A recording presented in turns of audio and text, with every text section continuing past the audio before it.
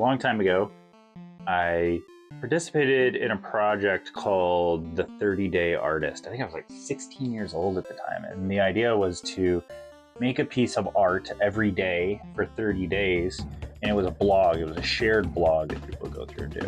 One of the things, what one of the artists had written on there that had came prior to me, which I thought, really meant something, and it's something that has stayed with me pretty much my whole life, is it's important to pick up the brush every day, because you don't know on any given day whether or not you're inspired until you start to try to do something.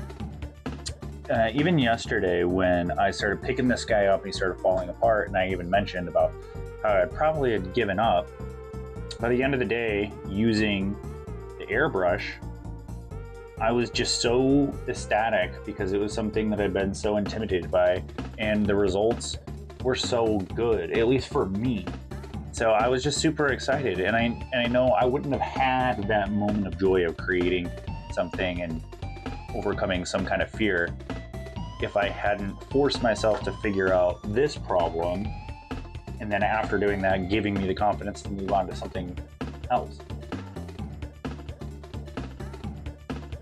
Going forward, I think I'm going to change the format of how I'm doing these videos a little bit. Maybe focus more on leveling up the filmmaker side of this.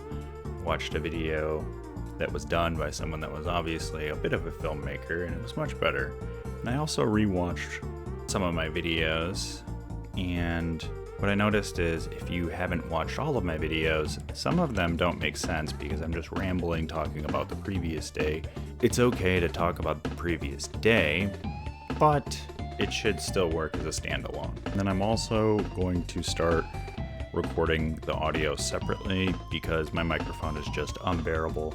So while I'll lose the clips where I'm talking to the camera, which I think are fun and kind of funny, maybe eventually I'll go back to it if I get a new camera or a new microphone that works with my cell phone. But for now, I think I'll just be recording voiceovers with some silent video, which is kind of nice because when I'm using my phone for audio recording, I feel like I can't really listen to anything while I'm working, and if I connect my headphones to it, then it picks up audio from there, so I won't be working in complete silence, which is nice. Just speaking on the guy that I've been making, I decided that I'm not going to make it a monster in itself. It's actually going to be a carriage with a meat grinder in the front, and then I'm actually going to make a kit bash for the person that drives this chariot of destruction. So once the carriage is finished, I'll actually move on to the kit bash. Now that I've actually figured out how to do the 3D printer, I don't think I'm going to be taking any more clips of me doing that. They're not very interesting, and the garage is really dirty, so it's kind of hard to watch.